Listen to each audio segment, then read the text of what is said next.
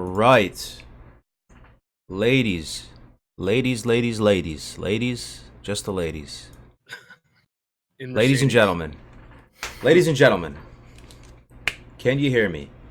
The date is June 22nd, 2019. Let me make sure the stream doesn't look scuffed. It looks fine to me so far. Fingers crossed. Ladies and gentlemen, how is everybody doing today? June 22nd, beautiful day, glorious day outside, bright, sunny. Birds are chirping. Yeah, it's nice here. Getting closer, guys. It's beautiful. It's beautiful. In Belgium too? Is it hot? Right now it's okay. Next week it's gonna be extremely hot. Ooh. So we will see. Yeah, it's up there here. It's almost 100 right now. Damn. How's it in Philly? Is it nice? Yeah, you know what it is? Yeah. It's now officially summer. That means we are officially in the time of Classic WoW. That's right. That's right. Yeah. It's true. August We're getting closer. It's getting closer and closer. Every time you go to sleep, it's almost coming. Can't stop time. Can't stop time, right? They nothing they can do about it. Like the time will just keep ticking. I know it's dragging though. Oh, dude, you don't have a name tag, dude. You don't have a name tag. A man has no name. Yo,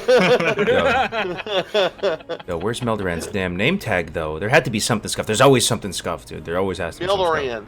Meldoran's name ran away. Let me find it. All right, as I find Meldoran's name tag. Def Camp, my guy. How you doing today, Def Camp? I'm doing pretty good, baby. I'm doing Yo, pretty Def good. Camp, are you ready? We're in the season. We're in the season of Classic WoW. Are you ready to bless these fine people with a power of a power word fortitude, a loud and thunderous greetings to get the show started right? Are you ready? Are you high energy? You good to go? Are they ready? Are they ready? Do they got their monitor, their shit turned down just in case? I want to blow out anybody's speakers. Turn it up. Everybody turn it up, man. Take an L. You guys ready? Just time to take Here go. We go. Hit him whenever you're ready. It is time for Good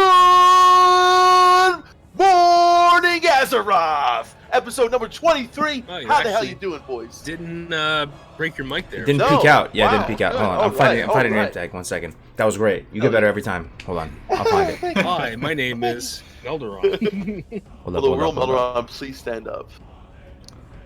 Keep talking. I'm finding his main name tag. He doesn't have any pants on, so don't stand up.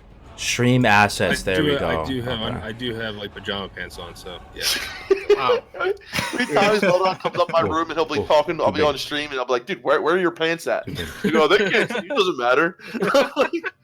like, yeah, but you're right next to me. Okay, I unscuffed it. You have a name tag again. Oh my god, look how big it is. Okay. I shrank it. Okay. You shrank it, yeah. Okay, guys, I hope you're doing really good. Whoops, I'm already showing the blood shards of Agamagagan. Okay, we'll talk about that later, though. All right, guys, so I'm really excited. 23. Have we really done 23? Damn, man. I know, yeah. How many weeks is that? That's. I'm no rocket scientist here like Meldoran, but that's almost half a year, right? 52 weeks in a year, almost. 23 weekly, almost at the halfway point. Yeah, I think we started in November, something like that. Damn. By the way, someone asks, what kind of cat do you have? It's like, it's a normal street cat. It goes meow. It says meow. It's the kind that has claws and most people. Yeah, he's quite heavy, like 8.5 kilograms, which is a lot for a cat. Yeah, but I don't know how many that is in American. You multiply it by 2.2. Oh, okay, there you go. That's a lot. Yeah. Clownster, did you hear from North that there is AoE leeway now? Interesting. I have not heard that. That is interesting. Well, I'm sure we will be discussing that on the Magus cast tomorrow. Yeah, there's two important things. That it's the leeway plus the hitbox differential for Tauren, which is actually sex specific. There is a sexual dimorphism with even the hitbox radius. Wow. Yeah, back in the day, I thought that the female and male had the same, but apparently male is a little bit bigger. Someone did it. Someone, I gotta find that video. It's so well done, where he actually figures it out. It's I'll look for it.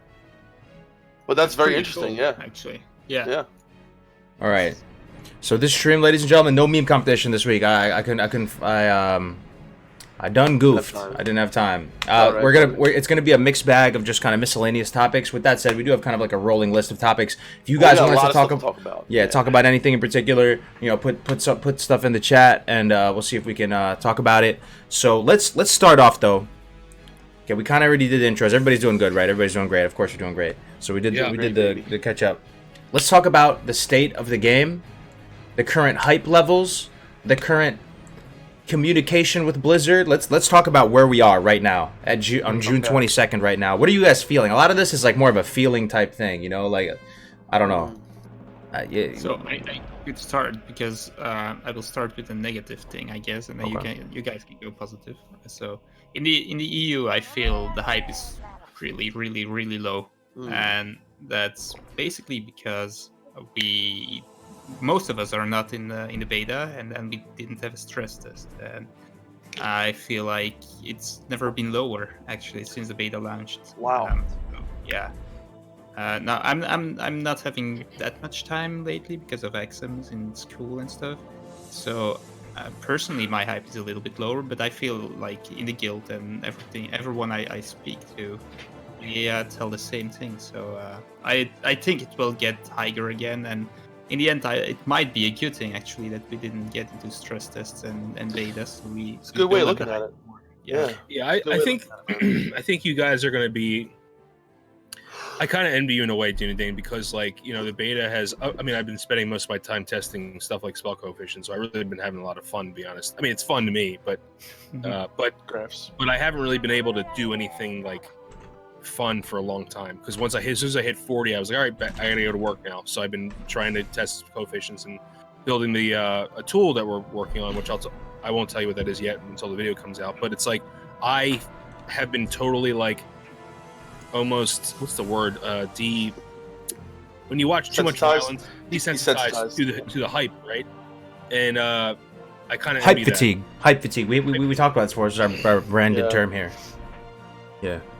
So, I gotta say though, go ahead, man. Finish. I think you're in a pretty good spot. I mean, like, I know the EU people don't want to get in the stress test, but honestly, like, that's not what the game's gonna play like. Do you know what I mean? Yeah. And I think like you're gonna have a really good, clean version of the game you'll be able to play. So on the other side of that though, I do want to say that I know I feel bad, but I like this last stress test was really nice to be able to play with a lot of people that are in our community, and I would have loved being able to play with you as well. But I gotta say I probably had more fun in this last stress test than I have in the past month or so, because like I said, we just Cargos and I we had that whole, well, first of all, I got to do a level with Cargos, which was I felt like I was in school. I was being schooled. Sorry, I was a little bit intense. My bad, dude. My bad. Yeah, no. It was awesome though. Like everyone in chat was saying that you opened their eyes to like a whole new, like just how you were telling me to die at certain places and all this, because I usually take my time and level my way, and it was the first time I really got to do that. But I really appreciated it, and I really I was excited. But doing that and then having our little arena tournament, our duel tournament, and then I ended up getting the friggin' chest for the arena tournament, which was awesome. You did. I came in second in the duel tournament. That can't beat Shaman's level 15, baby. They're too hard. But it was just really nice being able to play with the community. I think that was what, for us at least, it had a lot of fun with that. It was something I'm fine with not being in the beta and stuff, but something I really miss is that I could not play with you guys, and that's basically the last chance to do it, except if I go on a US server. Oh, we're making an EU account, dude. Yeah. But, they're gonna have one more stress test, and I heard, I don't know, like maybe someone can confirm. I heard that they were gonna do an EU stress test. Wow. I hope they will. I think an EU stress test.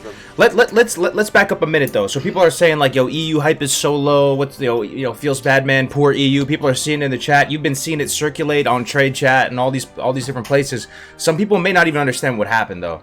And I don't have the perfect understanding of it, but I will explain what I've heard through the grapevine to you guys. So pretty much, EU feels like they'd been left out of the beta. There was many more NA people invited to the beta. It felt like many more people from other countries potentially that were invited, but very few from EU were invited to the closed beta, streamable beta, whatever it is. That was already like a running kind of feeling for a couple weeks, right? Second thing is that, okay, this last stress test number 2, was available only to the Americas and Oceania. Now, before I continue explaining this, Dunedin, do you remember if stress test 1 was open to EU? Yeah, it was. It was. Okay, so that's bizarre. Okay, so something happened, I don't know why, but they weren't included in the stress test number 2. And then you combine the fact that they weren't included in the stress test 2 with this whole thing that Blizzard made some post that maybe it was a CM or something. Where I saw it was on Reddit. They had this thread, and everyone was going crazy, losing their damn minds because they were saying that Blizzard's language towards communicating how many servers they were going to have for EU or how they were going to do EU was kind of very frustrating for some, because it made it seem like they were going to have several EU realms, and to a lot of people they were trying to read between the lines. It could have been an honest error, honestly, but they were saying several EU realms. Like, there are millions of people in Europe who love WoW, and we're going to be playing WoW, and you're telling us you're going to have several EU realms. It was almost disrespectful, making it seem like the hype was so low. To counter, the word several means more than one. I mean, it's more than 3, I thought. No, several means more. Several. I'm looking up the definition right now. Several, I thought means like I thought a few. I thought a couple was 2. More than 2, but not many. Oh, according to... but not many. It says that in there. Okay, like so several could be 10, right? Several could be 20. I don't know. I don't know the like. But when someone came into my chat, was like several. They're only gonna have 3 or 4. Yeah, like, more than 2, but not many, according to Google's dictionary. So. Yeah. That makes me worry, though. That makes me think, what are they going to have? You know, they're going to have like 6 really big servers that are like 10K popular. Like, I hope not. I really. Wow. No. I don't know. Like I said, I think we need a hard cap. It's just wording, right? Personally, I didn't take it too bad that post. So I was like, oh, it's good that we are not on the same language as the Russian. Oh yeah. That was the last part of it. The last part of that post that was really frustrating to people, and this pretty much is completing everything I know about it up to this point, is that Blizzard, I guess, either implied or expressly stated that EU realms were just going to be all European countries in these realms. They weren't going to be segmented out toward, this is a German realm, this is a French realm, this is an Italiano realm, and AV, people were making memes saying like, this is what chat's going to look like. It's going to be a bunch of different languages going crazy all the time. I thought back in vanilla that they didn't segregate them out into different countries, but apparently they did. Yeah. Oh, they did. So there were actual language specific servers in Europe during vanilla. Oh. I thought at first there weren't.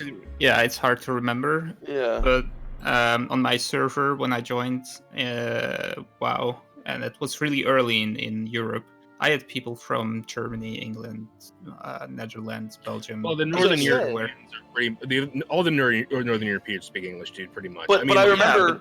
Now there being guilds, like Italian only guild, like French only guild. You know, yes. I could have swore I remember there being guilds like that back in the day. Yes.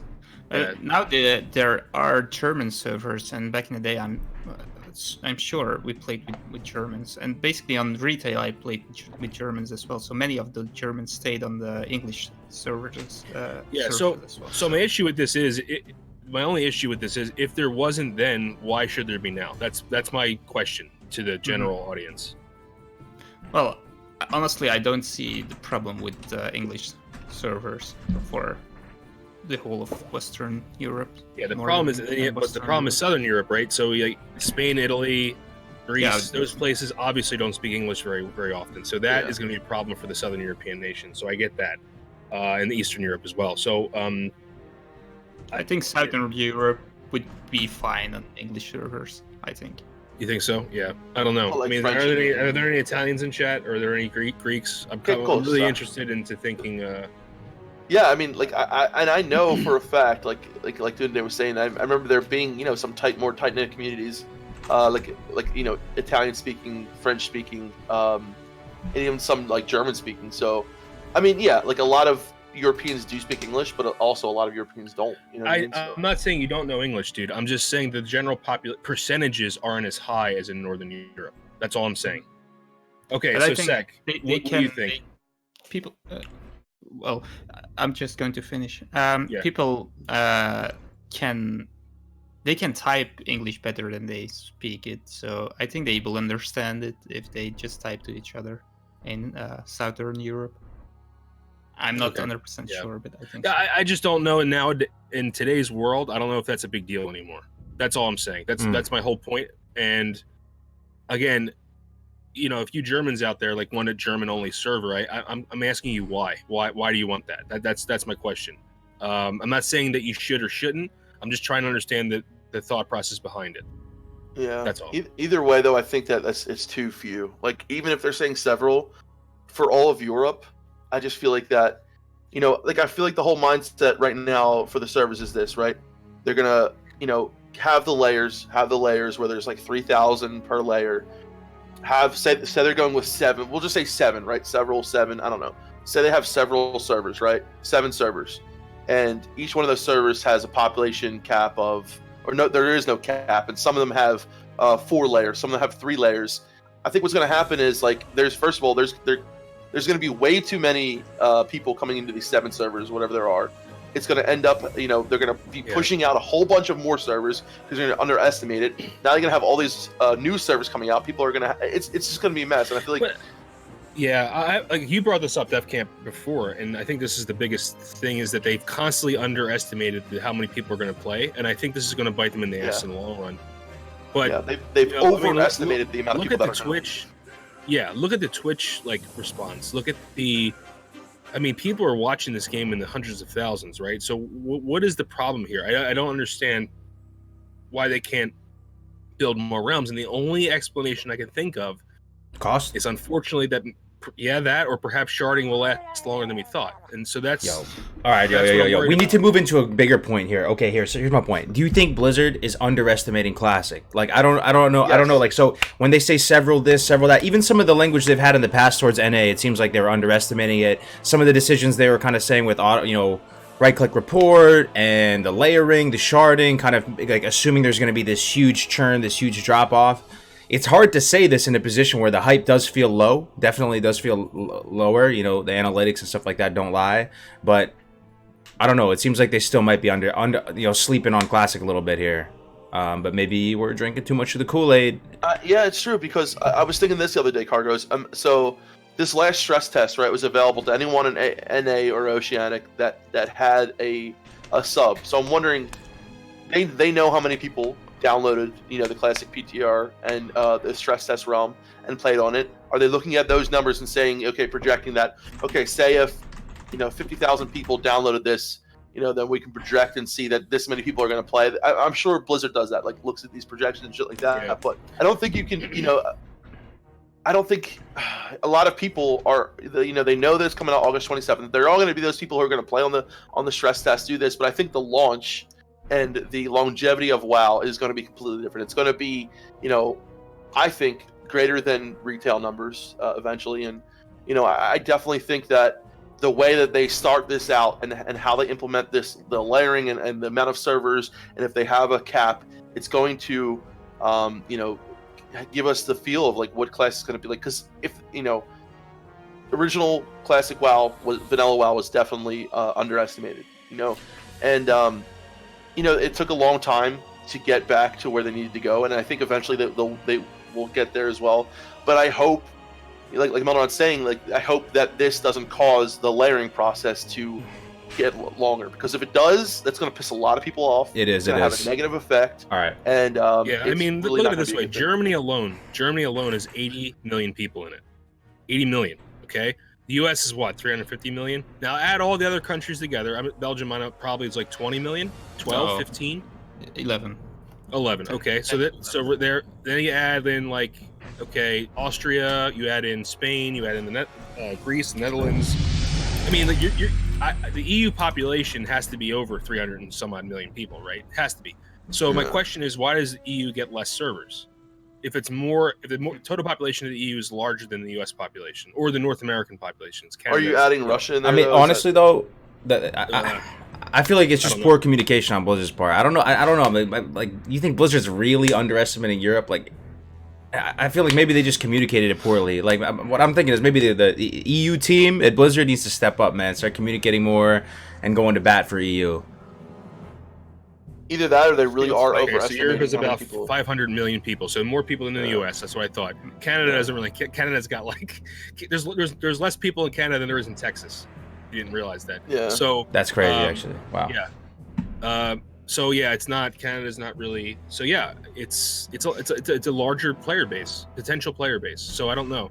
Now, is the game as popular as it is here? I don't know that either. Again, that's another metric I'm not thinking about. But Alex brought up a good point. I think that it's possible that sharding may be lasting longer than we thought because of the lack of server number. You're saying sharding though. This is another point. Sorry, layering. All right, yeah, let's talk about this. Let me transition this. Okay, guys, listen up. And I'm having so much fun playing this game. This stress test was so much fun. Honestly, dual leveling with Navac every day. The game is so much fun. The game is it's too fun, honestly. Like I feel like my wires got crossed when I was a little kid playing this, and now I'm just like addicted to this game forever. But anyway, I'm having a lot of fun regardless. But with that said, pretty much all of the worst case scenario stuff with layering has come true. It has come true, ladies and gentlemen. Like everything we were talking about, the exploitation, people are getting STV chests, people leveling on the last stress test. I was wondering how Navac was leveling so fast, how Ale was leveling so fast, and then they told me after, they were like, dude, we were just layer hopping, like we were going to new layers over and over. We were farming up mobs, and they were able to reset the mobs. You can use it to manipulate resources. It also interferes with community events. Yo, we did a raid on Stormwind, right? And we're running up Gromgall, and we were trying to link up with another raid, right? But we couldn't link up with them because they were in another layer, and we had a full raid group. So what do? So, you know, the community events were kind of interfered with. I mean, the list could go on and on, man, but yeah, so like, you just brought up a good point with leveling runs, right? What's going to stop people from exploiting that during leveling speed tests? No, they will. They 100% will. The world, you know, Joanna's going to do it. Everyone's going to do it. It's available, right? So, and I saw the video where you can just create characters in different layers and log into that other character, log out, log back into your main, and now that main is in the layer that the other character was in. Yeah. So you can actually, The only thing it's just that I wonder if they're looking at this stuff and figuring out ways how to fix that for launch. But I guarantee there still are going to be ways to, you know, exploit this at launch either way. Yeah, which is it actually affects gameplay though. It affects every aspect of gameplay too. And let me explain. So it's going to affect the leveling, right? The meta of leveling could be that the fastest people to 60 are all a bunch of mages because they layer hopped and AoE grinded and reset the Murloc camps over and over and over again. Then they went to SM and like 4-man SM and just grinded Graveyard up to Cath and, you know, got the 40 in 1 millisecond, and then they went to the Pirates and layered through the Pirates. So the layering could get affected. The layering could dramatically affect the meta of leveling, right? And then it comes to PvP as well. So, you know, people say that there's not going to be layering in Phase 2, but, you know, if there is, that could be really bad too. Or in Phase 1, in the sense where you could layer hop to get more honor kills, right? And go outside Dire Maul, another group spawns outside, you hop to another layer. Affects that. It affects in the sense you can dodge ganks, right? I don't know. I would like to explore any other option that's not going to directly affect gameplay. Like I'm kind of begging Blizzard, please don't put the layering in, man. I personally think it's anti-classic, but the problem is I don't think the classic team has any say in any of this in the layering system. This is all. You think? A little bit strange, right? Because the way they described layering, it didn't seem that bad. I mean, it was like a 3K layer, right? And only occasional layer hopping in case you switch to someone who was in another layer. But aren't they just testing it on the beta? That's a good point. Like, and I do want to bring this up again because like we were on the stress test realm, and they purposely do shit on those realms to stress the server as much as they can to make it so they know like what things are going to launch. So they could have purposely been trying to make as many layers as they could have. I'm not trying to make a defense, but it's still beta. It's still stress test. This is a lot of stuff that is not concrete yet. But I still guarantee you there are going to be negative effects of this, you know, at the launch. 100%. Yo, chat and all of you guys, I want your opinion. Is layering worse than sharding? I'm not going to say my opinion until after we see some feedback. Think about this though. So remember what Blizzard's initial Okay, well think about their initial explanation of sharding, and when they were trying to say that the starting zones were going to be sharded, you know, like the starting area plus Duratar or Elwyn Forest. Think about sharding and layering. Which one would you prefer, right? So dynamic respawns is kind of off the table already. That's kind of a separate thing. Like that, apparently it's confirmed there were some sort of dynamic respawns in vanilla. It's looking like, you know, there was a fresh that launched today. I want to talk about that later too. So there was a fresh that launched today, and I was able to witness what a fresh looks like with super intense dynamic respawns and the fresh that we had with the stress test. So we'll talk about that in a little bit too. But let me see what you guys think about sharding versus layering. Sharding and layering, real quick, guys, is that sharding happens on very small geographic scales. And in sharding, you can't pick and choose what layer you're in. You can't exploit that system really that well. Layering is by continent, not by zone or by small area. So it's a bigger geographical area. and has the potential for exploits. At least now. No, you can really exploit sharding as well. I've done it by doing. I did it on retail. But party. Dude, all you do is So the only difference is geography. No, but wait. The main difference to me, the sharding is only the starting area though. It's like Elwyn, and it's like Elwyn, Northshire Abbey. It's like Valley Trust.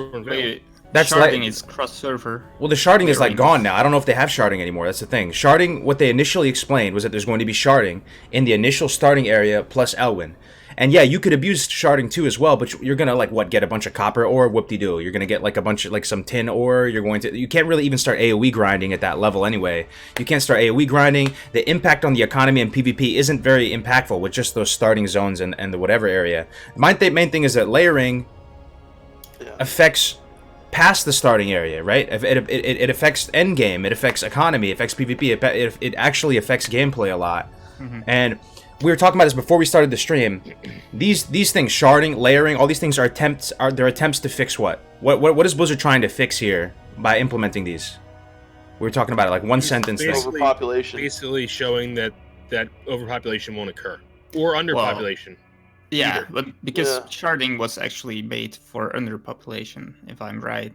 It's a cross-server technique, so every zone is a little bit populated. And we made it because people were not in the old world anymore, and by sharding, you still saw people. So, and layering is kind of the opposite, where you don't want too many people in the same zone, and that's not cross-server. So, right, exactly. The main difference is the server is a cross-server, right? Yeah, like Valversa said, it was, sharding is mostly cross-server. So like what you could do, especially like I said in BFA, if you're invite someone from a different realm, you get on their shard or on their realm, and it's basically But so what it is, it's kind of defined now and kind of brought down more into this single realm shard where there's different layers of people in the same realm, but it essentially is the same thing. What you're doing, right? You're it's very simple. Sectioning people off into these different realms, the these different layers. Priest, CL, he's gone. So at its core, it is very much the same thing. But like I said, sharding is much more, larger on a larger scale. Sharding is larger. Hold on, we'll talk about it in a second. Real quick, Patrick with the $5. He wants a shout out. Cloward from the Fellowship, one of your guildies in the house, doing a day. Big shout out to Cloward. Thank you for the 5. Yeah, actually, Cloward is missing, so we don't know where he is. Oh, he just dropped off? Oh, man. Hopefully he's all right. Oh, shit. Yeah, but we hope he's all right. So, okay, for my take, right, I think layering is worse than sharding, right? And I think that the main solution, the main reason why Blizzard's trying to do all these crazy things is because they want to prevent an overpopulated world that can't support the player base. That was like my one sentence way to describe the issue here. An overpopulated realm with a world that can't support this player base, right? They also want to prevent login queues. They're trying to create a smooth launch experience, as Sarmonican said in the chat so elegantly. If the launch is scuffed, for many players, they're going to walk away from the game and not come back, right? So I don't want to just beat a dead horse here and not provide any solutions, but I'm struggling to understand why Blizzard can't just create a bunch of realms, multiple realms, right? And yes, it's likely that we're going to have to consolidate these realms, some of them, as we go, but at least that stuff's not going to affect gameplay. There will be zero effect on gameplay other than the eventual server merge that may or may not happen. That will be the only effect on gameplay. Are you ready for the answer? Do you know why they're doing it? Is it money? Is it X's and O's? Because of streamers. Because of streamers. Think of it this way. If let's say Asmon says I'm going on server A. Do you know how many people are going to go on server A? Yeah, probably a lot. Yeah, probably maybe like 30,000 people. Nah, more than that, dude. 30K watches stream at the same time, fam. That's what I mean. It's gonna be like 100K. This is something that I don't think the classic dev team has any say in this, dude. This is marketing, man. This is like high-end, upper echelon decisions, I think, personally. I don't know, but I think why your suggestion of having multiple realms makes the most logical sense to everyone, right? And it doesn't affect gameplay. There's no shards, there's no layers, it's fine. And in my understanding of server technology, it also doesn't cost money because you're literally just making a copy, right? Of a program. It's not, servers aren't actual physical space anymore like they used to be back in the day. As far as I understand, I think it's for hype, dude. I really think it's a hype mechanic. And That's my personal opinion. I don't know, dude. I don't know. That's my personal opinion. It's almost like a fine line. So having different servers, you could almost treat those like layers, though. You know what I'm saying? They're trying to consolidate the layers down. What's the difference between consolidating layers down? Yeah, it's a little bit smoother feeling. Maybe like it's not going to feel like a big hard server merge. But what's the difference between consolidating layers and consolidating separate servers? You know what I'm saying? I don't know, man. Yeah. I just think with a bunch of servers, every issue people have brought up for the past months and months and months, all of those gameplay issues are untouched. Like you don't affect the gameplay at all, and then people, you know, can wrap their head around much more like it's much easier for people to wrap their head around. Okay, my server might merge if the population starts dipping. You know what I mean? But at least they almost could feel like they could control that if they have a really robust population on their server, right? Let's say that if you're on a server and your server is hype and there's mad people there and there's lots of activity, right? And it's like our server is going to be awesome, super healthy, super good events and stuff. Like, are we going to be merged with other people? Probably not, because we're going to be pretty big. Exactly.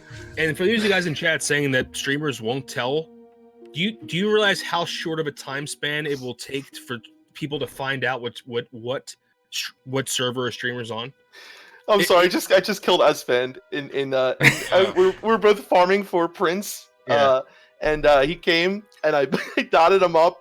He bubbled, and I was trying to get him to drown, and then he lay on hands, and then a shaman. We both killed him. That was funny. Yeah. So let's say Asmongold or whoever. Let's use Asmongold as an example. I hate you. I'm nothing against the guy, but he's the biggest streamer I know that plays WoW, right? So he picks a realm. His inner circle knows the realm. His inner circle tells their inner circle who's in the realm. It's gonna like get out within like an hour. What server all these guys are on? Yeah, absolutely. I think. So you know what I mean, like. Okay, so here's my response to that, though, Melderon. They set a hard cap. They say, as you know, every server has a hard cap of X amount of people. If you're not in, then tough luck, you can't get in. And then that server will self-regulate. So if it's super crowded and there's big login queues for it, people are gonna be like, yo, fuck this. It's not worth it to go play with Asmongold, or not worth it to play with Sky. And they're just gonna bounce, and it's gonna self-regulate, and then that's pretty much that. Like, that's just the price you pay if you're playing with the streamer. I hope that doesn't happen to our server, but. They said, here's the population cap, first come, first serve, you get in, and I mean, I don't know. And then... I fully agree with you, Cargos, but I feel like if they do layering exactly as they should do it, I feel like it's almost the same as having multiple servers. So if they do it right, I guess it will be fine.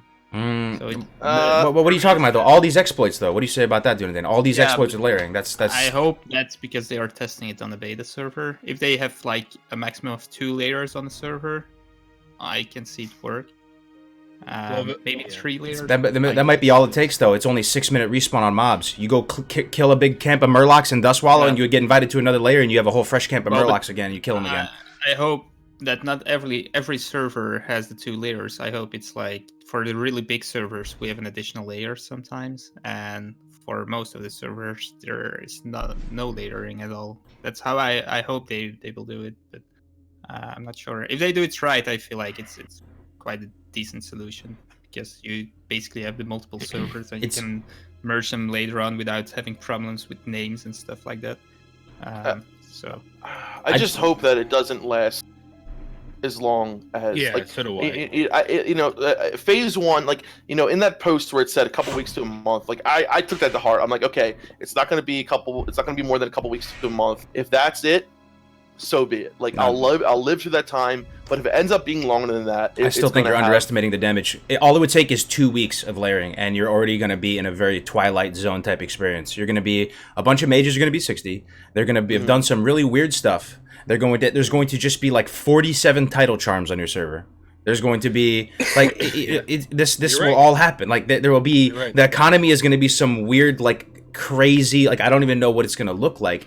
Or we could just create more servers, and none of this is a complete non-factor. Any of this balanced up, 100%, not even a factor. And the only thing that's going to affect gameplay is the eventual possible, not even guaranteed server merge where you put 2 communities together. Yes, there's going to be some clashing of heads. Yes, names. Someone's going to say in the chat, I'm going to lose my name. I'll happily rename myself. I'll be Karzog, dude. I'll be Karzog. I'll be Cargo's BTW. I'll be Cargo's FYI. I'll be Cargo's Yo, it's Cargo's. I don't care about my name. That's not affecting the gameplay, right? That's not affecting the gameplay, man.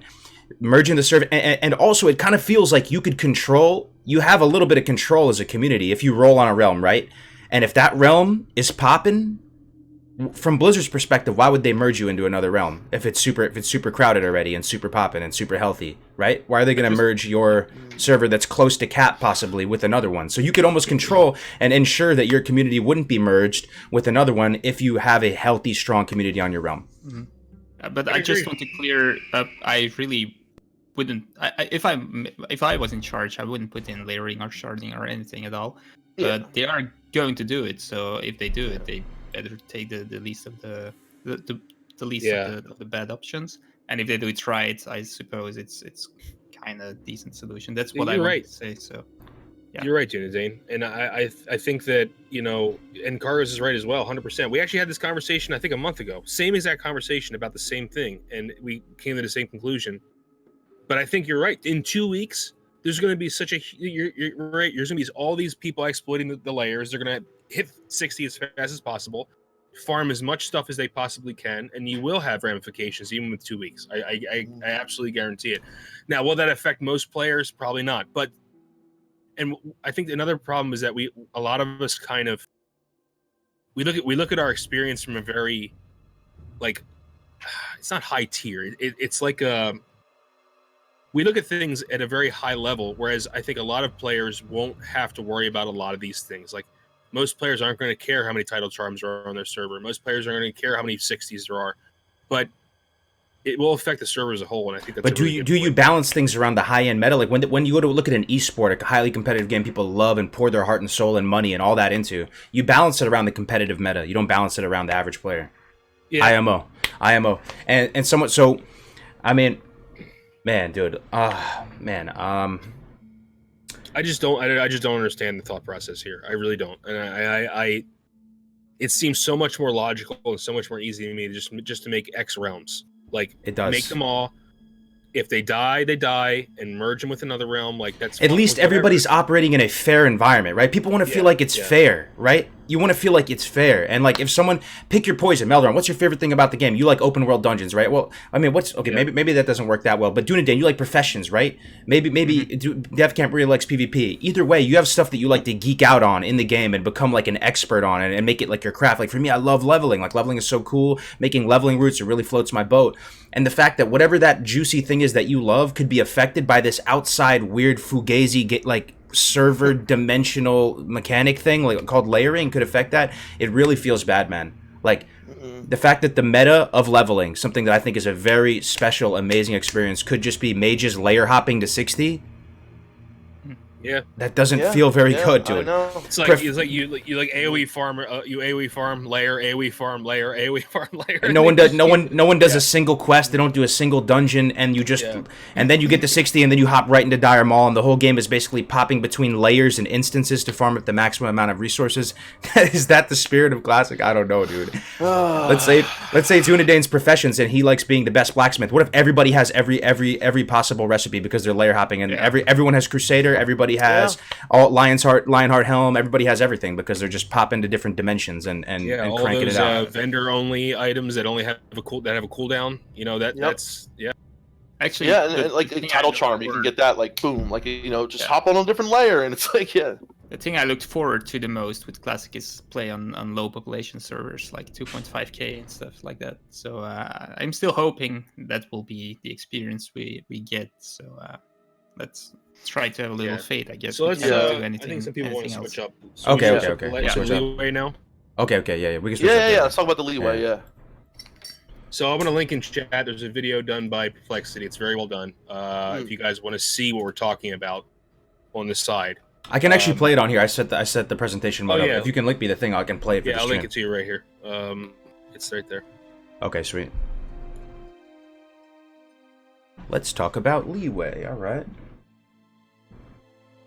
Okay, here we go.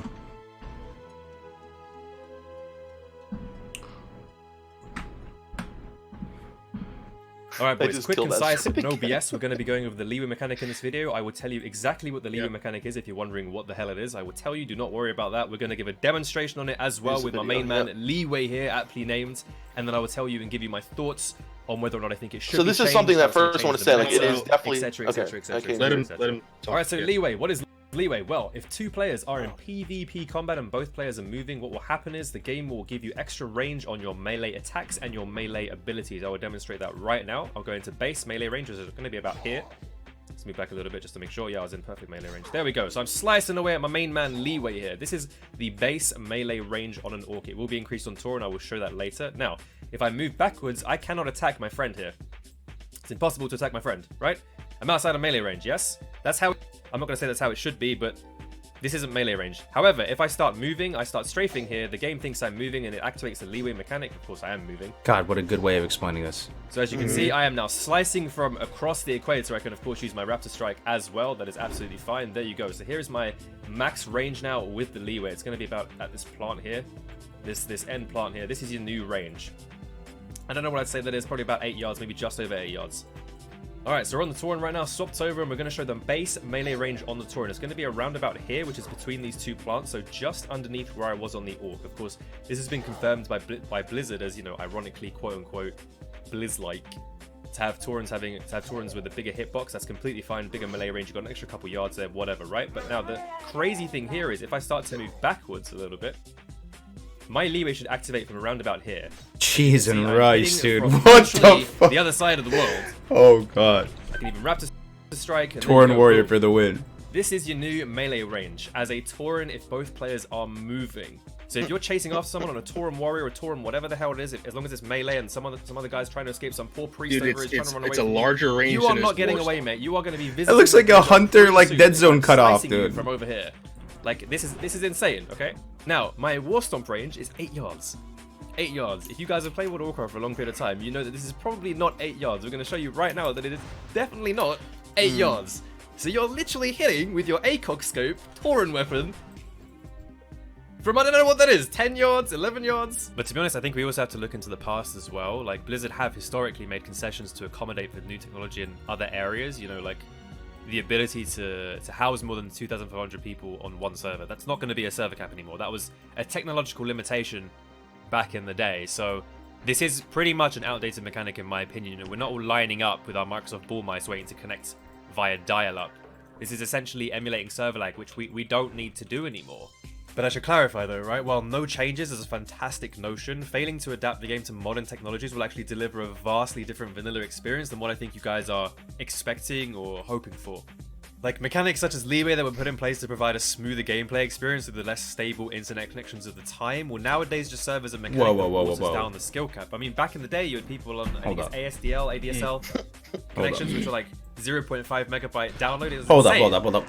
So leeway is confirmed 100% in classic. Absolutely. In that current form, like that? 100%. Fuck it, then don't change it. Don't change it. No, then keep it in. Keep it in. I'm keeping it. I changed my mind. I was under the impression that in vanilla, this extent of leeway wasn't like this. If this is how it was in vanilla, keep that shit, bro. That's exactly my point. Yeah. I have multiple confirmations that this is actually Blizz-like. This is vanilla. Okay. Now I didn't know the difference between male and female Tauren, but well, that's a different video. If you guys want to watch that, we can watch that. But that's a very in-depth video. It's not good for streams, but I will link it because this guy goes over all the math that he used, everything. He even created his own Lua extension to test this stuff. So it's ridiculous. I'm linking it in chat now. This is something Blizzard, it would be valuable if Blizzard would just comment on officially. Maybe they already have, and just say like, guys, I know people are freaking out about the leeway thing. This is 100% how it was in classic. We are Blizzard. We know this information to be true because we made the game 100%. So you guys want no changes. This is the original vanilla experience. Yeah, I think they will be in this week, Cargos. I would be heavily I would be surprised if they didn't say something about it this week. Yeah. Okay. Yeah, same here. You know, this is something that like it's as far as Melderon knows, like even it interferes with like Earthbind kiting, right? Because, but like something that I remember back in the day, 100% was like because what you're seeing is happening before, right? Everything you're seeing is literally in the past.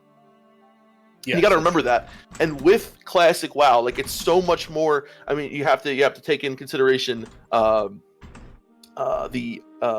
bashing, right? You have to take in consideration all these different things that are going on, and like they purposely made it on the beta to be like this, like in classic. Like I think that just goes to show that a lot of the developers were so intent on making this like vanilla-like, that they went and made sure that this was something that could happen. But I mean, that goes to show. I think that goes to show good intent. I mean, what do you guys think about that?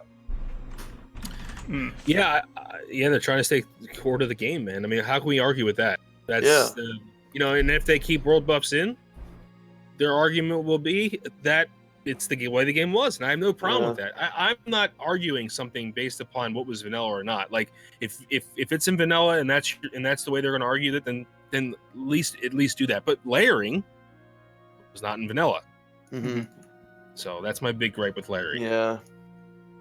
Well, about the leeway thing, it was in vanilla, okay, but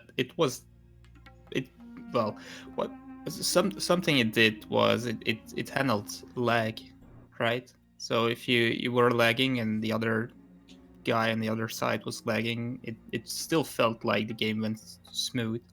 And now we don't have that much lag anymore, so it should stay, but maybe it shouldn't be as big as it is. Yeah, North, there's a huge difference between melee leeway and what actually is happening. This is an emulation of from what I understand, this is an emulation of server lag. And it needs a new name, but unfortunately, it's not going to get one. Well, Blizzard needs to come out and just officially say what's what, pretty much. And if something was the way it was supposed to be in Classic, then leave it. But people are on the fence, even me right now. I don't know if this melee leeway is 100% accurate. This is how it was working in OG Vanilla, or maybe it was partially like this. You know what I mean? Maybe it was partially some sort of leeway, or if this is the real final form leeway.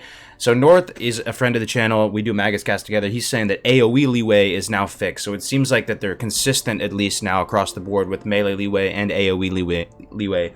So this same was holding true. This same was not holding true for spells, for AoE, right? If both parties were moving, the spell wouldn't get that additional up to 2.66 yards or whatever. And that was another just weird inconsistency that appeared in the beta, but apparently that has been fixed. Some stuff appears to have been low-key fixed as of the next as of that last stress test, but yeah.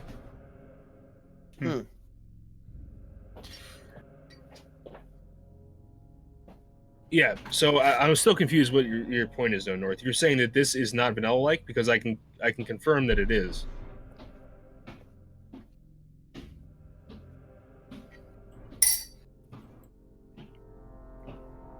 Here's somebody walking.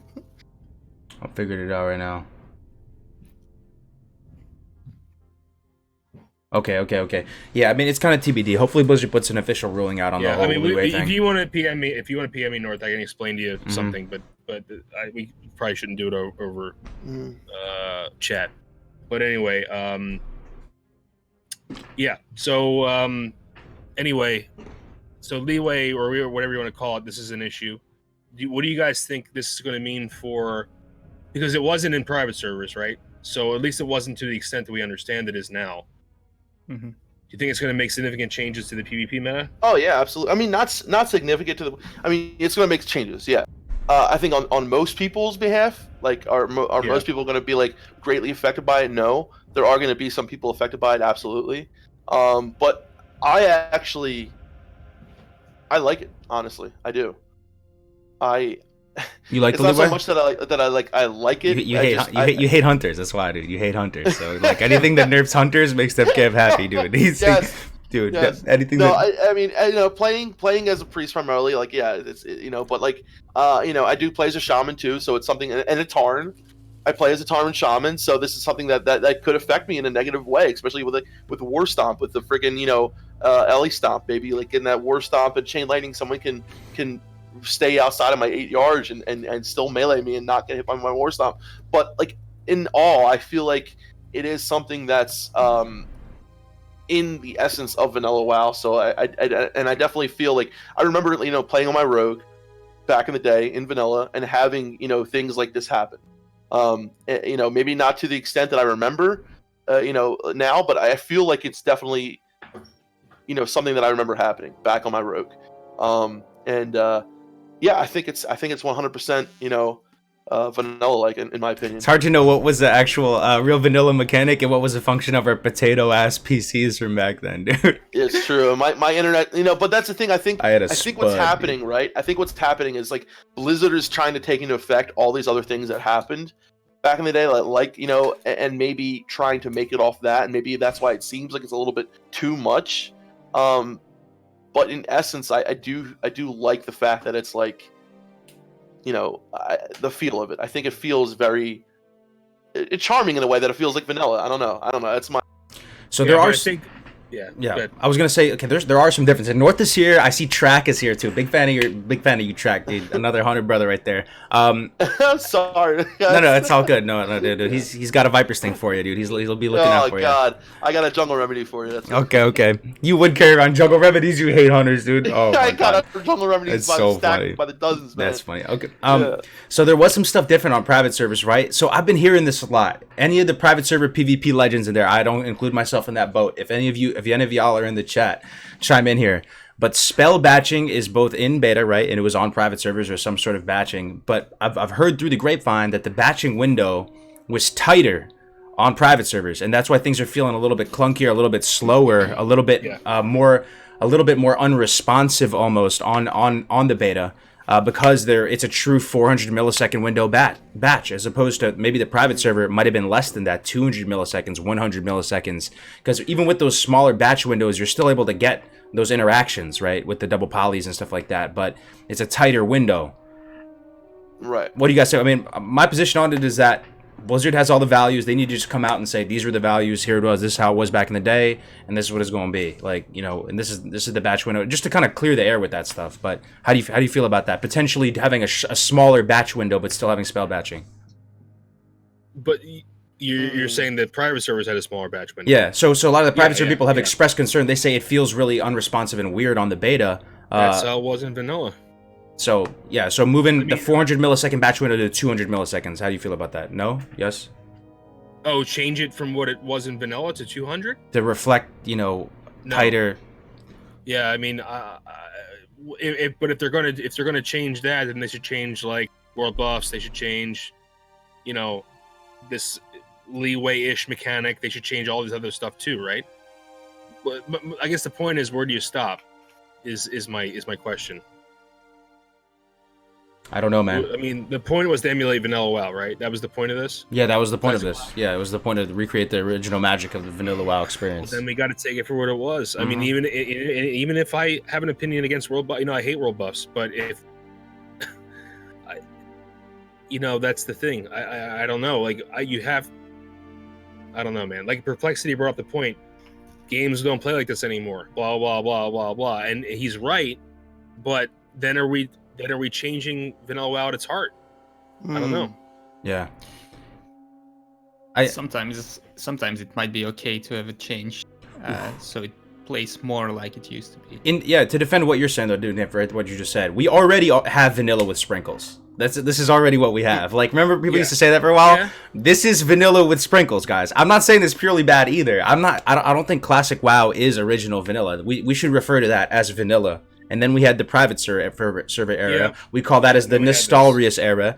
Now we have WoW Classic, fundamentally different version of the game. Nothing we can do to perfectly recreate it. It is vanilla WoW with sprinkles on top. So we've already crossed that line in the sand, Dunedain. And so I see what you mean. If people, do a little change here and there, we've already crossed that line. We're not getting the OG vanilla. It's not even close, actually. No, you're right. You're absolutely right, Cargos. And that's the thing. We're getting a 1.12 system as well. We're getting, it's obviously different. But my question is like, what is the right answer? What should the window be?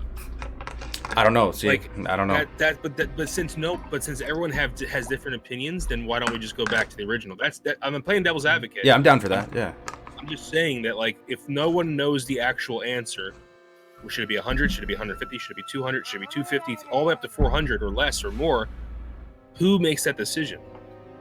You know what I mean? That's the issue, and I that's why I think they're trying to stick with these things because, like, yeah, they probably realize it's a problem too, but what's the right answer?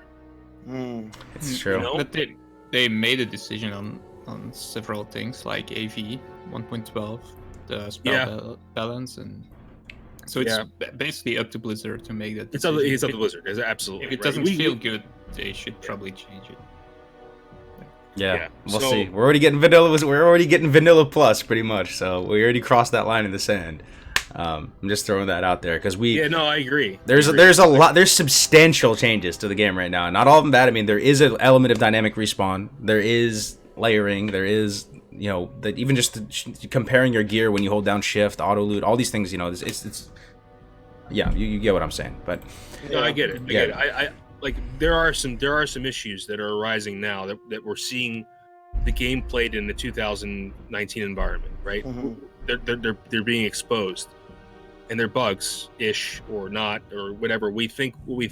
So the best thing is just keep going on the forums and talking in a polite way, and it'll get I mean, they're going to have to cross these bridges as they go along, and I think that at some point they will. But again, like, we have to come up with some consensus here. We can't just, you know, say that it should be this or it should be that. I don't know. It's a hard thing, dude. It's really hard. I don't envy Blizzard's position. They're having to make a lot of hard choices here, right? Trying to just make this game work in 2019. I really don't. I don't mean anything mean-spirited to Blizzard. Trust me. I still love them as a gaming company. Yeah. Come at me if that's going to trigger people. I support Blizzard. I think Blizzard is the best gaming company. They've made the best games in my life. So, especially that they brought out Classic. I mean, like, you know, and I think the Classic dev team in the whole is like probably the best thing we've seen on the Classic in a long time. Yeah. I mean, all these things are so trivial in comparison to layering to me. Layering, guys, if you're not in the beta and you haven't played it and filled it out, yeah, dude, the layering is just, it's so that to me is an issue, right? Because that's obviously wasn't in vanilla, right? So that's something we can clearly state. We don't want this because it wasn't in the game. That's an easy stance to take, as far as I'm concerned. Yeah, and I agree with you 100%. Like it's a huge problem.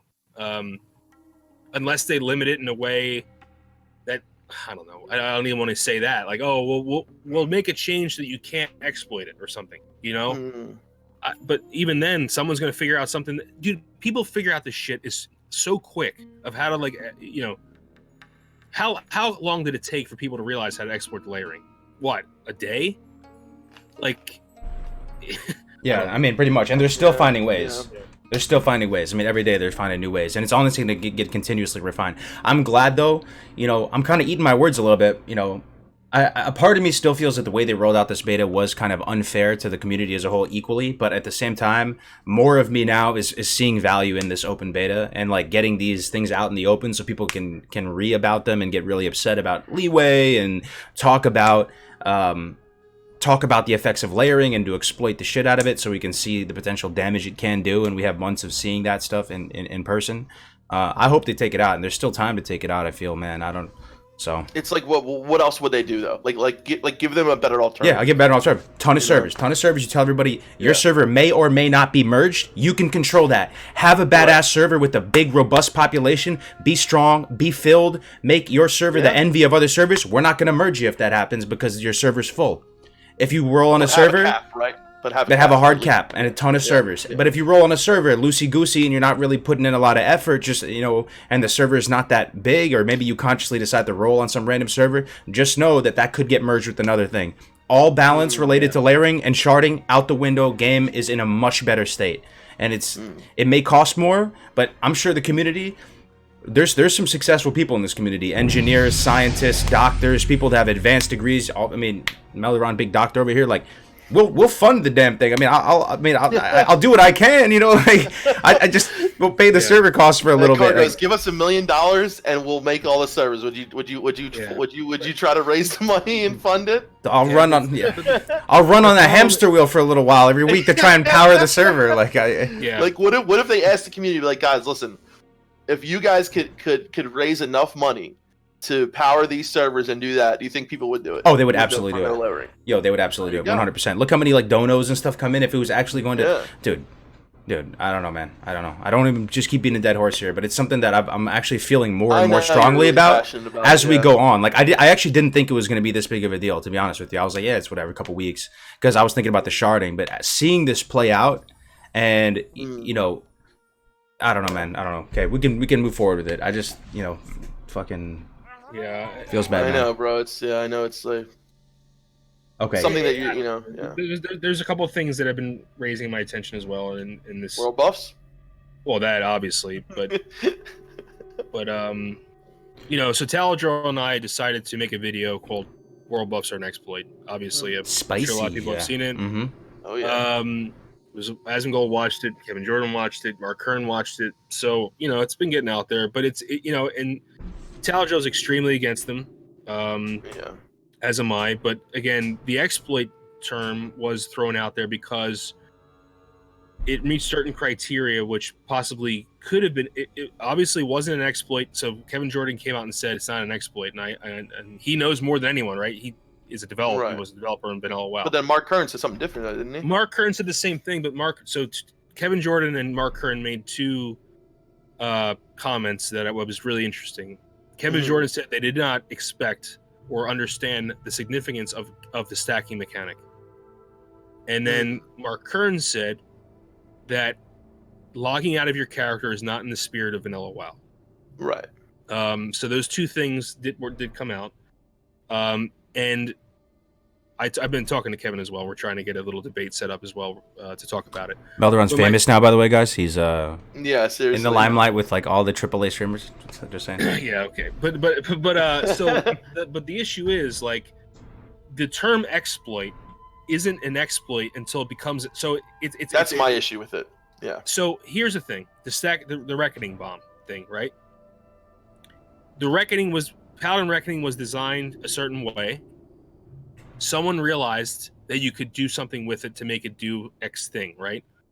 And as soon as that happened, as soon as Lord Kazakh went down, Reckoning was removed 24 hours later. Okay.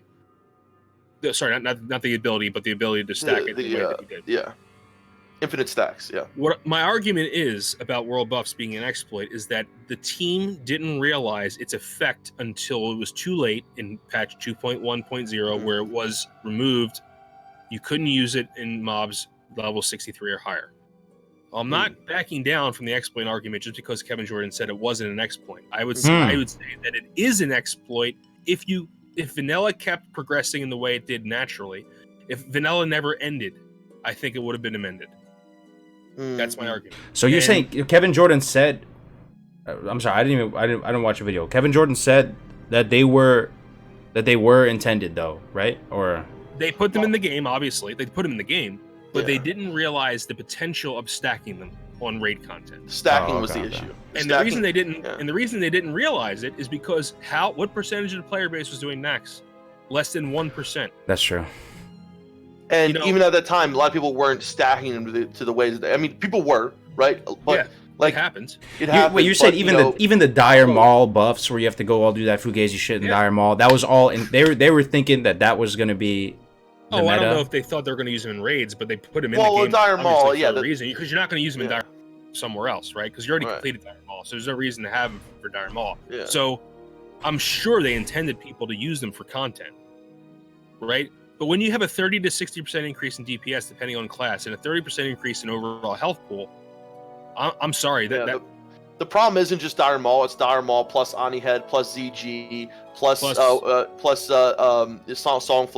plus Warsong's Blessing, Warchief's Blessing. Warchief's Blessing for Horde. And that I think is when the problem starts to come out. I told guys and myself, like I don't even like Meldoron. The whole video. Like I was like, dude, I'm not really sold on the fact that it was an exploit, this, that, and other. But I did the whole private server thing. Dawkins here, by the way. What's up, Dawkins? Dawkins, dude. I know Dawkins done the whole private server. And listen, I mean, some people like to go out there, get your world buffs, and it's like this whole process, is that and the other.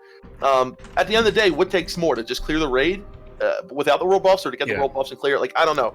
It's become this whole thing, though, where, like, a lot of people will go out, get the world buffs, do all this, then, like Meldoron said, sometimes you get wiped beforehand, sometimes, someone's dying, it becomes this whole thing, but... the whole crazy. Negative aspect of it is on a side to me. The part that really bothers me is the fact that I think it trivializes raid content. You're going to tell me, but you have to, it only lasts an hour, and if you die, it's gone. That's fine, but like, I don't know, man. Mind controlling alliance for Warchief Blessing. Oh, yeah. Dude, that's so funny to me. I have a question. Isn't it, wasn't there a cooldown on the in vanilla, here's the thing. There was, about the cooldown. So this is a whole other point. Everyone argues back and saying, Meldoron, you know what the F you're talking about because there's going to be a cooldown in Classic WoW. Okay, so there's going to be a cooldown. So what does that mean? You're logged off for longer. Wait for it. There's going to be scouts waiting for that shit to be turned in, or when the cooldown to elapse to turn in their heads. It's going to make it even worse. And I don't know. Maybe I don't know. Maybe it's only for the very, very tryhards. I feel like that's what I like to think. Just not bother having those world buffs. Yeah, it's not going to affect most people. But the world buff effect is a big issue as well. If one person in your raid, the whole argument with that part of the video was that in casual guilds, so let's say one person goes out and get world buff, right? And they're at the top of the DPS charts week after week. What's stopping them from doing it? Now everyone's gonna get jealous. They're gonna get some people might get benched because we got this guy's doing this with DPS. You're not. And you could if you got world buffs, but now I see the problem. But I wish I'm very idealistic when it comes to this, though. I wish the community could just police it itself. I wish we didn't have to have Blizzard take them out. Yeah, do this, do that. I wish we could just say, okay, guys, we're gonna do a run, no world buffs, or you bring world. Who cares? I wish everything could just solve itself, but I've seen it happen a lot of times that doesn't work. There will be guilds out there who don't give a shit. Right, yeah. But I think the main problem is it'll start to bleed into the casual, thing. And who's to say that for some people they enjoy this? I don't know. Me myself, I definitely did not like doing all this. As a healer, the crit was nice. The extra like this, that, and the other. But as a DPS, and especially someone who's if there's someone's very competitive, a lot of people won't raid until they get their friggin' world buffs, and it becomes this whole. That thing Melderon said where it's like rating with no talent points, dude. That's so funny to me, bro. I don't know how you calculated that. Taladro did all this stuff. Taladro did all the math. He calculated 36% increased damage. He calculated the talent point. That's how you equate it to. And it's like Taladro's the mastermind behind. Yeah, he's mastermind. I just did. I remember him saying that on Countdown to Classic a long time ago, but it didn't have the same crazy effect that your video had. But so it wasn't that news to me. But all right, just to share with the people my position on the whole world buff thing. I think they're really annoying. It's a massive bad quality of life that you have to not play your character. But I still want them in the game. I still think they're good, mainly because I think it's much. Oftentimes what I say about what makes Vanilla WoW special, North is in here too, he was saying it about PvP, it applies to both PvP and PvE. It's not very cookie cutter in Vanilla WoW. You can almost tank with any damn class in the game if you itemize properly and get all the freaking buffs. You can do there's so much flexible stuff you can do with every class, and Vanilla WoW gives you the tools, all the buffs and weird items and everything you can do together, and in aggregate will make you so much stronger and more specialized or whatever. So you can take, my TLDR is that with these world buffs, you can be a meme spec or a meme class and have a fighting chance if you go above and beyond and you get every last boggling root and you turn in blood shards of Agamemnon and you go do everything you got to do. You can have a fighting chance. But with that said, okay, sorry, I'm talking too much. Go ahead. I agree with everything you're saying right there, except for my experience on private servers and what that turned into, right? Because I agree with go out, get these things yourself, make yourself more powerful. That's the point of Vanilla WoW. It's there are these things that you can do if you put the time in there, you can get rewarded, right? But what it became on private servers, and someone just said why would a normal guild bother with that? My guild was nowhere near one of the top guilds on private servers. It was just a regular guild. We were literally required every single day. Start off with Dire Maul, then we went to the Ani Head. It was every Sunflower. Every time we raided, it was required, and I would say most of the guilds on that server were as well. Mm-hmm. But that's a private it's what server. It turned into. Yes, it is private server. Hardcore. It is, but a lot of things that now are the meta on privates that were the meta on private servers are going to carry over. I've already found them way out in the classic. A lot of Balderon said that too. I could totally see even casual guilds saying all right, guys, we have to be respectable. We're going to go get our world buffs now. And considering how easy they are to get, they're not hard to get. Yeah, if it were only Ani Head, North said, that's the one thing I agree with North. I wish somehow. Maybe just have it so that world buffs don't stack. Just do Ani Head, or just do DM buffs, or just do ZG buff. I think that would be awesome if guilds just did one buff instead of all of them. It would the login. Someone's got their Ani Head to do their quest to get their necklace, whatever. You get the Ani Head buff, boom. Now you go raid, right? like I don't think it would be such a big deal if it was just one buff. But the fact that it's all of them. Cud has a very good point though, man. And I was saying this to Maldoron before. Okay, so another beautiful aspect of Vanilla WoW. It's beautiful. It's that it's beautiful. It's just there's a lot of reasons to go out into the world and interact and enjoy and engage in with the world. So these world buffs and stuff like having to go to Felwood, having to go to Dire Maul, having to go to the Stranglethorn, having to go all these different places makes the world much more dangerous, much more alive, creates much more insane world PvP, right? Crazy world PvP, genuine danger, right? Out in the open world, and it's inevitable. Like if you want to be competitive, you have to go face this threat. That's kind of cool too, though, right? I don't know. What you guys think? Yeah, that's definitely one thing that I would argue, for it is that you do have this competitive nature when it comes to like, someone sees you with world buffs, they want to kill you, or someone's going out and they're on ZG Island, right? You get this huge wars on ZG Island. I love that, Yeah, there's a huge competitive nature to it, but in the same respect, you could still have that. You could still, like Meldoron's, thing wasn't taking the world buffs out; it was just not letting them in raid. So you could still have, the PvP, and people maybe in this way, if people are only allowed to use them for world content, then maybe they would create more world PvP content in that respect. So yeah, and that's a big what if though, right? It's a big what if, but it's possible because like if you're only using it for world content, then you're using it for either world bosses or killing the other faction. So I don't know. It's definitely something that I think like a lot of people who haven't played on private servers probably are like, what's the big deal? And because like, oh, either use them or you don't, right? But I saw firsthand how at first, no one really cared about it. Then a couple people started getting them, and then now the guild leader's like, okay, everyone has to get them. Everyone has to, and next thing you know, go on. No, go ahead. It's all right. Yeah, I still hope it will be different on Classic WoW because of the server size. I'm guessing we will go to a 3K population in the end. I hope so. Private servers had 10K population day and night sometimes, so that's way more. And I feel like a smaller population will solve a lot of those problems. I still agree with Maldoron. I would rather not have them count in raids, but I hope that the smaller population and like maybe 2 or 3 guilds who actually clear those raids on a server will. Whoa! Got a dodo, dude. You got a fan. Ike Sulzberg with the A10. Good morning from Tasmania, guys. Tasmania. Damn, wow. That's awesome, dude. Not to be ignorant, but where's Tasmania at again? It's an island north of Australia. That's right. Southeast. Great to see you back in Eldoron.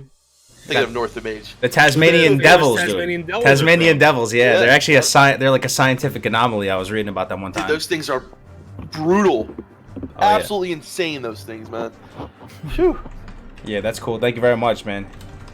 But I think that, an overarching, theme with all this, right, is like whether it's the world buffs, whether it's the layering. What do you guys think? Like, I mean, a pure copy and paste of vanilla WoW was never going to happen, right? It was never going to happen.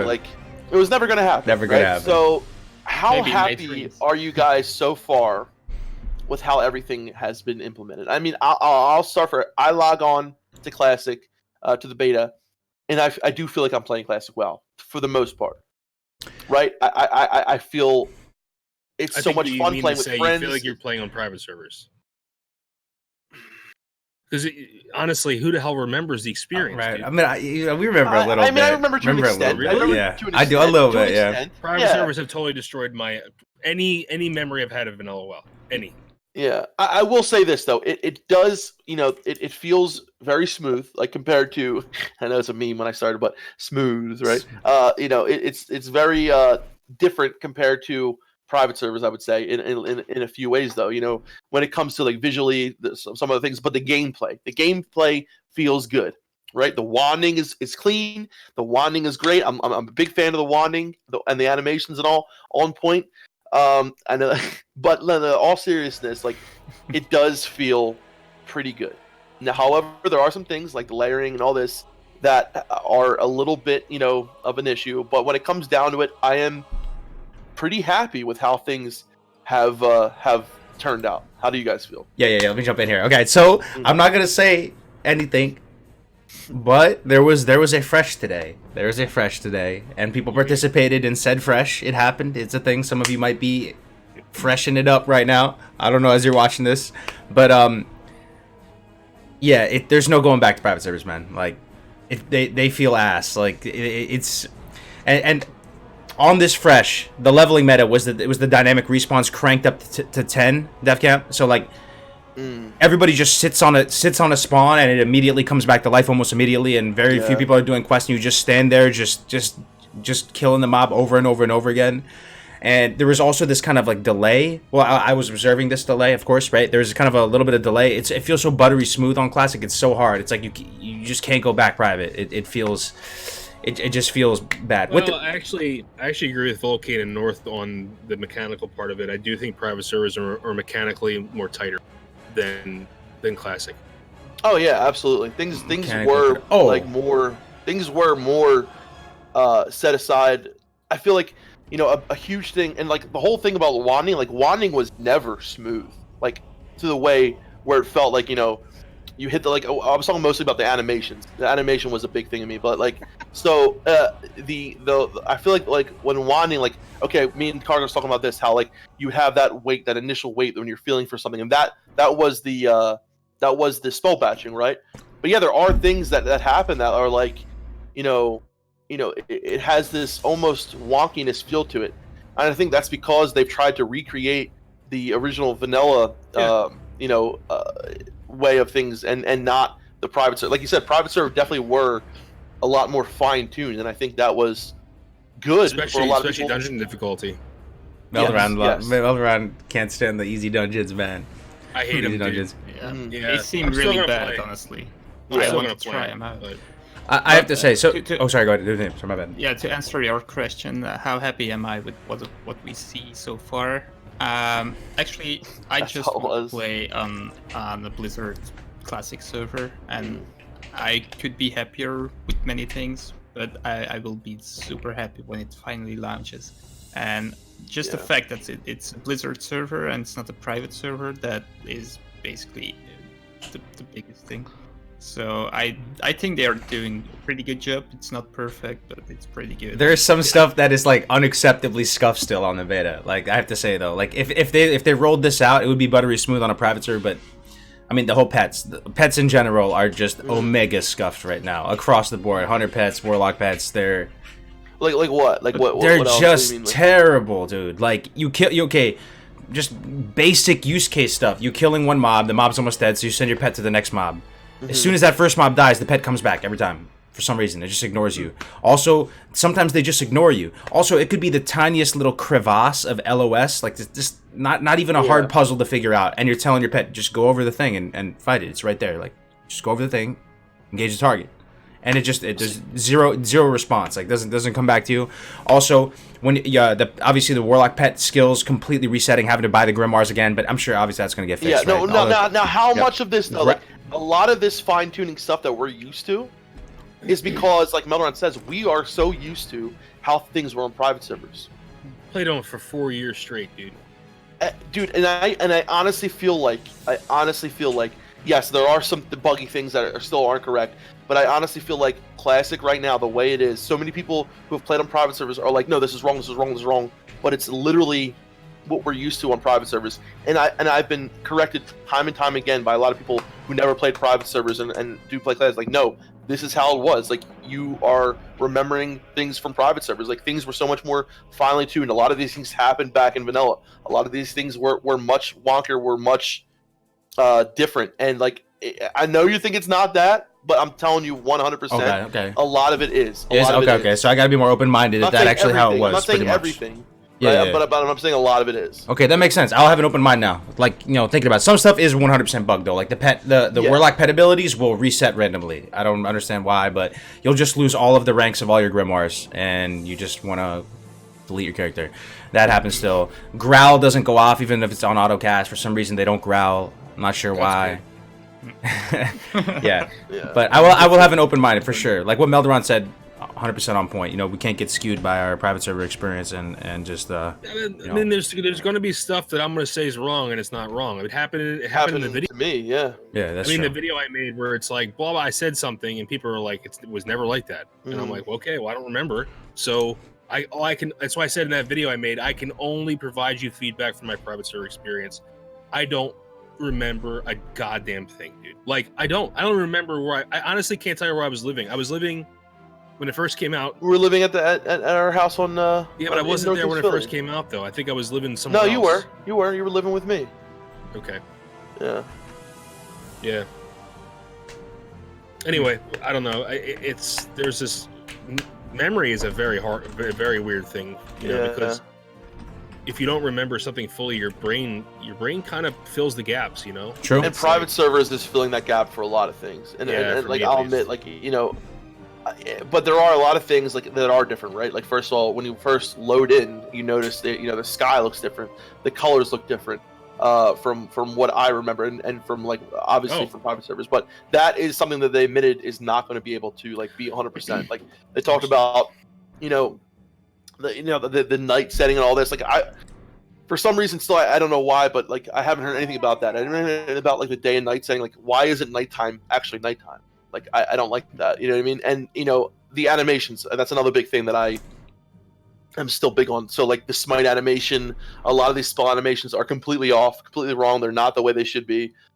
And these are things that I hope do get changed, but a lot of them, they said that, like, you know, there's no way for them to 100% recreate some of that shit. So that's kind of upsetting, but, I mean, you know, I don't know what's going to happen with a lot of that stuff, but, you know, when it comes to, like, gameplay mechanics of it, yeah, there's still a lot of work that needs to be done, but I think there are some things that are the way they should be, and but, you know, I think there's still definitely a lot of work that needs to be done. That's why we're in the beta, but, like, overall, like, my overall feeling of everything, you know, like, and how things are going, because a lot of it, like, is nice because you see that bugs are being fixed, bugs are being fixed, right? A lot of these things that we bring to their attention has been changed already. Like, a lot of the stuff that I've talked about, buffing this and the other, buffing, putting hots on people going into combat, all that kind of shit has definitely been worked on, has been fixed. But I think there's still a long way to go. But overall, I feel like things are moving in the right direction. Yeah, I mean, what is your fun level when you play the beta? Like, when I play the beta, my fun level is off the Richter scale. Like, I'm having massive levels of fun. Like, the fun levels are huge. I don't know. It's great. So, despite all of these little things we're talking about, we're having a great time. Absolutely. Yeah. 100%. Yeah. At least personally, the stress test was so much fun, man. That stress test. Have you guys seen the bug normalization fix that's been happening? The attack speed, the instant attack normalization. No. Yes. We should watch this. We should look at this, Cargos, when you get a chance. So this is Meiji. Meiji's a big brain theory crafter and tester, and he actually posted this on the Classic WoW forums. We should definitely look at this. Okay. Basically, everyone was doing more damage than they should have been. Mm-hmm. Yeah. You look at it right now? Yeah. Sorry. I put it in chat. Sorry. I'll put it over here. Okay. Here it is. It's a forum post, huh? Okay.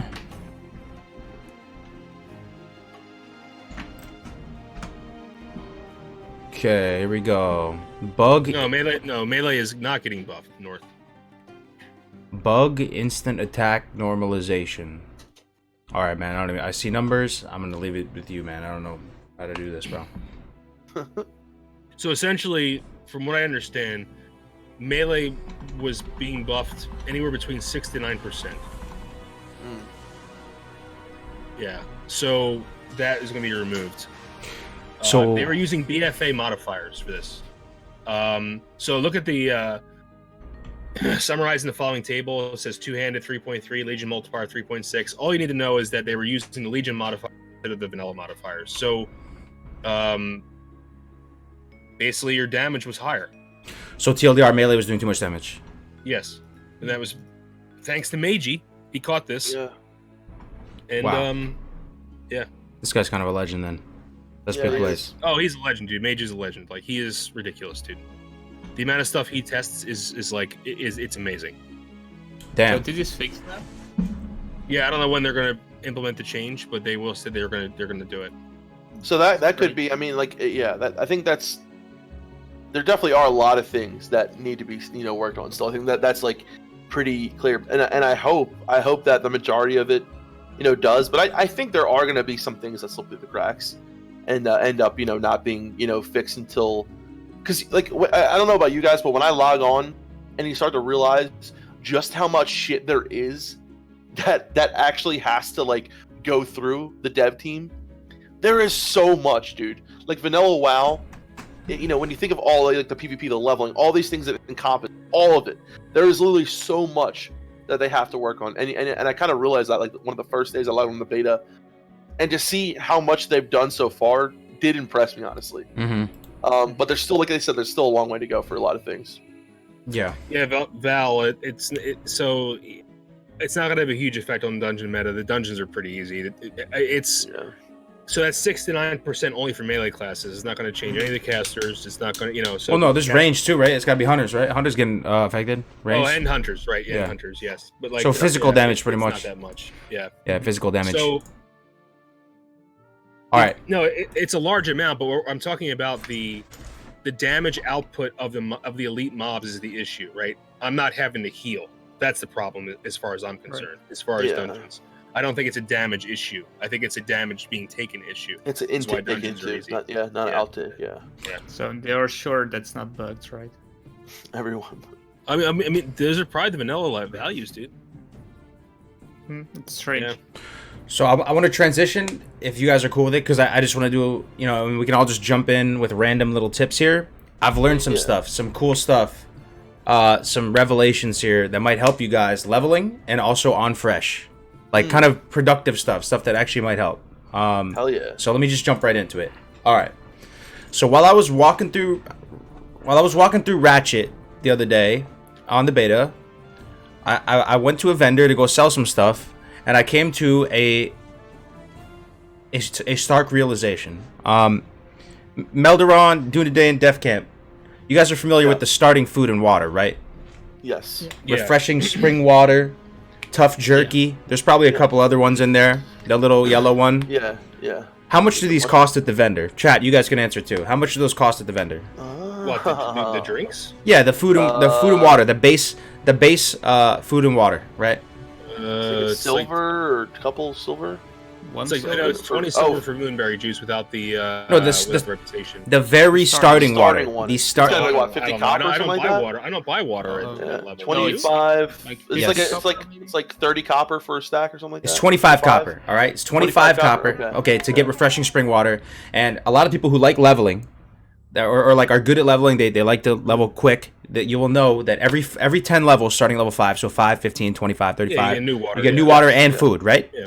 One of the best ways to increase your leveling speed is to buy those, even if they're very expensive. Even mages, they don't even use their own damn water. They use it just to get a few ticks if they aren't really fully depleted. But if you're you're gonna try and use that juicy new water, right? So buying new food and new water, food is very important on a warrior, right? This is important. This is important stuff, right? So the starting food and water costs 25 copper. Okay, so the level 5 food is the next rank of food up, and food and water. Those milk, right? Yeah. Those are 1 silver, 25 copper, right? Those are kind of expensive. Yeah. So when you're leveling up, you try to get ice cold milk, and it's gonna help you with your mana, or you try and get the I think it's the bread. The next one up, it's the bread, right? And it's 234 food. Mm-hmm. Oh, 243 food. 243 food, right? Those cost 1 silver, 25 copper. They're actually pretty expensive. And as you're leaving the starting zones or you're going into barons, you try and buy some, and you're tight on money, right? For some reason, there is one food that's level 5 food, 243.6 health over 21 seconds, the Long Jaw Mud Snapper. And you can buy it from select vendors, fishermen, and some innkeepers for 20 copper. Wow. It is cheaper than the cost of the starting base food and water. It is cheaper by 5 copper than the 61 health. Let me try to go to the tough jerky to show you the difference of this. Let me show you. This is a big deal. I know people are probably laughing right now, but it's a big deal. No, that's honestly, dude. That's something I never realized. Look at this. Yeah. Tough jerky. You usually sell that shit as a priest. 61.2 health over 18 seconds costs 25 copper. 61.2 health over 18 seconds. Longjaw Mud Snapper, 243.6 health over 21 seconds, 20 copper, cheaper than that. Wow. Everybody needs to be buying this, guys. Everybody needs to be buying this. It's actually super juicy. I need you to tell me a water that's cheaper. It doesn't exist. This is the only food that I've seen. This is the only consumable food or water I've seen that is for some reason underpriced. It's very interesting to me. Yeah, I guess this is a speed leveling thing because I don't eat or drink probably until like level 20, until 25. Damn. Well, because I'm a shaman. I just like I regen mana from mob to mob. True. But sometimes you can go more aggressive, you know, and try and dump mana. You know me. I'm not gonna. Shit dude, while he's regenning while he's skinning and mining. Yeah, So I do not level in any competitive or fast way. I level at the speed I want to level, and I don't do that. But I respect people who do. I just don't do it. Yeah. Okay. It's a silver cheap. See, North even North didn't know. See, dude, this is juicy. Everybody go buy this. It's actually really good. All right, so that's the first thing I want to say. Next thing is Blood Shards of Oh yeah. Agamagan. Okay. Turn that shit into that dude at Camp Tarajo. Oh, Camp Tarajo, yeah. Yeah, so you can get these buffs, right? These buffs are solid, but so most of the buffs, right? Strength, agility, whatever, they last for 30 minutes. They cost 4 shards. Some of them cost 10 shards, but the ones that give you stats, it gives you like 10 agility, 10 strength, costs 4 shards, right? The real sleeper one though, dude, 4 shards, you get 25 spirit. Mm-hmm. That's good. And you can get these from mining. You don't even have to get these from the quill bore. If you're just mining ore, you're gonna have a couple stacks of these, and you have this clutch bank and ratchet. This is big plays, guys. If you're on the horde side, save your blood shards and get specifically the spirit buff, 25 spirit, right? 25 spirit is huge at low level. You're a priest too, right? It's massive, oh my dude. God. 25 spirit. Huge. If you're a warrior, a lot of spirit. If you're a warrior and you're leveling solo, you best believe you better get some Longjaw Mud Snappers and some blood shard spirit buffs, man. Let me tell you right now. Here's something a scroll, a #1 scroll of spirit only gives 3 spirit. Consider that 3 spirit to 25. That's huge, dude. It's huge. This is look, increases spirit by 25, man. It's crazy. Okay, and so you're gonna pick up so many of these friggin' things from those quests too. And and they're not soulbound too. They're not soulbound. You can trade them. You can buy them. This is so worth it, Def Camp, that like even if you're going into Stone Talon, you're going into Freewind Post later, you always pass by Camp T a lot of the time, right? Stop in with some blood shards, pick up 25 spirit. It lasts 30 minutes. Everyone uses it for that speed bonus, though. Everyone it gets the speed bonus, but it only lasts like what 5 minutes. 5 minutes. Yep, and it costs 10 shards. It costs 10 shards for the speed, Def Camp. 10 shards. Not worth. That's why you're gonna level quicker with the spirit. Yep. Mm-hmm. Yeah. Yeah. Okay, I have more, but okay, people saying we gotta wrap up. Okay. So the reason I have to wrap up is we have to eat dinner, and I do not trust my mom cooking steaks on the grill, so I have to make sure she doesn't overcook them. So I hope you guys realize that steak is a very important thing. It is. But yeah, we have to have dinner anyway. So yeah. You got anything else real quick though, Cargos? I mean, I could, but I don't want to keep you guys from dinner. I mean, I could. All right, there's one big one. If you want to go, I'll stay on for a little bit. I can just go. You guys can stay on. Yeah. All right. Yeah. Okay. All right. Yeah. Sorry, guys. It's fine. Do you guys have any? What have you learned from Fresh or Doing Day? Maybe have any tips for people going into it or Def Camp? I don't want to keep. I will say one thing. Like for me, as a priest, 100% guys, like go wand specialization first. Do not worry about spear tap, especially if you can get some good spear gear, right? Like the wands are so strong at the 1.12 wands. Okay, like lesser magic wand, greater magic wand. I never had to drink, really at all because of how powerful that wand is. Once you get those wands, you're putting, maybe a mind blast, maybe to start off with Shadow Word Pain and wanding, and that is it. You do not need to drink. So go ahead, put those first 5 points into wand spec. I'm telling you guys, like a lot of people like to go back and forth or do spirit tap first, do wand spec first, 100%. Utilize cannibalize as much as you can as an undead is another thing, right? What about that troll though? I know it's been growing on you a little bit, dude. Berserking Heal, Curse of Weakness. Very nice. Yeah, Curse of Weakness is nice, but I'm still undead all the way, man. Okay. Still undead all the way. They're both, but troll and undead are both very good. But like I said, do wand spec first, then go into spirit tap. But another thing is like, I never realized just how good, like, of course, spirit is just, so good for so many classes. But like, even in that little, as an undead, you start off with more intellect and more spirit, and it's literally not even that much. But that little bit that you start off more with as an undead priest makes a huge difference. Huge difference with regen. Like I was regenning so much faster as undead than troll in the early levels. didn't even really, and it's literally like a 4 or 5, maybe I think a 6 spirit difference, and I think 4 intellect difference. So you have the intellect you definitely feel like as a troll mage. Yes. A troll mage can cast 2 at level 1, can only cast two spells, whereas opposed to the other mages can cast 3. But an undead can cast like 3 smites, 4 smites. Yeah, it makes a huge difference. So realize these little things as you're leveling. If you're playing undead, you might have and like I said, undead have that little bit better start. They have cannibalize. So these little things I've noticed, like a troll was actually a little bit harder than undead in the early levels, and it's something that I think is really, really notable to take into consideration if you're trying to level. That's interesting. It's interesting. I feel like Horde has a little bit better ratios for leveling and stuff. For leveling? Yeah, probably. Yeah. For other things as well, but except for Dwarf Priest, of course. But Dwarf Priest, yeah. You have any secret sauce? Okay. None of those? No, okay. I'm not like a min-max leveler. I'm more like the Melderon. I level slowly. I skin, I mine, I herb, I fish, I cook. I guess I'm kind of in the middle.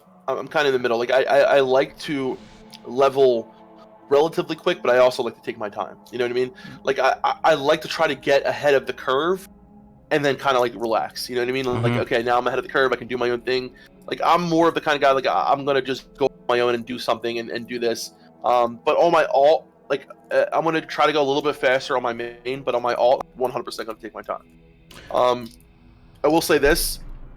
If you plan on dual leveling, like Cargos and I were doing, share your resources, right? It's so helpful. Like inventory, dude. Oh my God. Like, his gain is your gain. So like, one thing is like, I went tailoring, Cargos went enchanting. Like that was huge right there. Being able to go off each other. So now imagine like if he's leveling, say he's leveling, blacksmithing or I'm sorry, mining and engineering, right? And I'm doing tailoring and enchanting. So I'll tell him, dude, like save all your extra mining mats for when I hit level 60. You can give all that to me. I'll give all whatever you else, and like so that I can power level my engineering when I get to 60. Like little things like that, being able to work with someone and like look at these things and take advantage of having someone else. And then look at what you can give him free enchants, give him free bags, do all this shit, and then when he's level 60, he'll be able to help you out with all the mats that you need to power level your engineering. Yep. Well said. It's probably a stupid question, but I always feel like alchemy is really, really good for leveling. Do you feel like it's needed to go faster to have alchemy? What I've learned is that if you pre-plan your route and you know exactly what to do for herbalism, like how to skill it really effectively, the layout of the nodes, what materials you do need, what to hang on to, what stuff you can purchase in advance at the alchemy vendor so you can make stuff while you're out. If you min-max, you can make professions very, very valuable. It's something that I'm learning with each passing month of this, and you'll see some people. You asked me a year ago, I'd be like, dude, skip all the professions. That was me as a hunter player, dude. I'm just fuck it. Just fill your bag with ammo, go out there and kill shit, and then once you get to 60, go to Maradon and just have a ding dong, call it a day. Like that's it. But like it's very different. Like I'm learning now. I'm playing the game in different ways now. I think if you really do your homework and you min max it, you can make these professions very, very valuable for you. Yeah. Like even right now with mining, I'm finding all kinds of accelerations. Like having mining in the Barrens, dude. I don't think you understand. Def Camp. I was like level 16 on my troll mage I made on the beta, right? Didn't kill a single quill boar and had like 30 blood shards.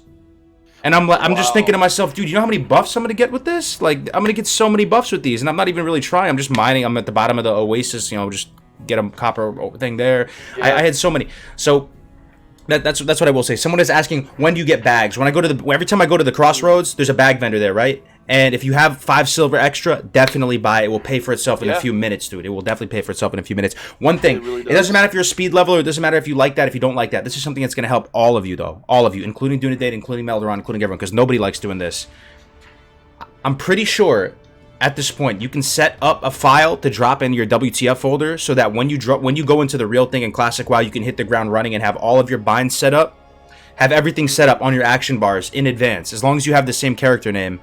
And that is one massive thing that is like a pain point on a fresh server. Everybody's sitting there for the first couple minutes doing their binds, and that if you don't log out after you're on that fresh server, if you get DC'd because the server goes down for a second, you're gonna come back in and all your binds will be reset again. It's an absolute nightmare.